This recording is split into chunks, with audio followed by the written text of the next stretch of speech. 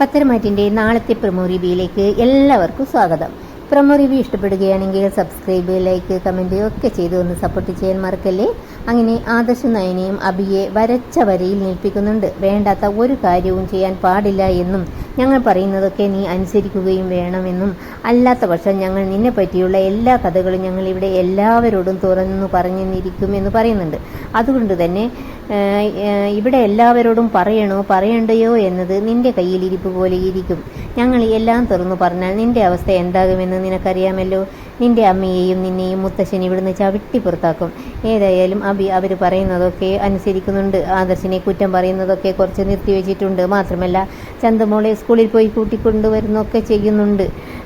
ദേഷ്യത്തിലാണെങ്കിലും ചന്തുമോളെ എടുക്കുകയൊക്കെ ചെയ്യുന്നുണ്ട്. പിന്നെ പ്രൊമോയിൽ കാണിക്കുന്നത് അനാമിക അവളുടെ ബോയ് ഫ്രണ്ടിൻ്റെ കൂടെ കറങ്ങി നടക്കുന്നതാണ്. പാർക്കിൽ പോകുന്നുണ്ട്, ബീച്ചിൽ പോകുന്നുണ്ട്, റെസ്റ്റോറൻറ്റിലൊക്കെ ഇങ്ങനെ കറങ്ങി നടക്കുന്നുണ്ട്.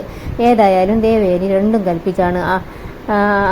അനാമികയുടെ പിറകെ തന്നെയാണ് ദേവയാനിയും ഉള്ളത്. എന്നിട്ട് അവളുടെ ഓരോ പ്രവൃത്തിയും നേരിട്ട് തന്നെ കണ്ട് മനസ്സിലാക്കുന്നുണ്ട്.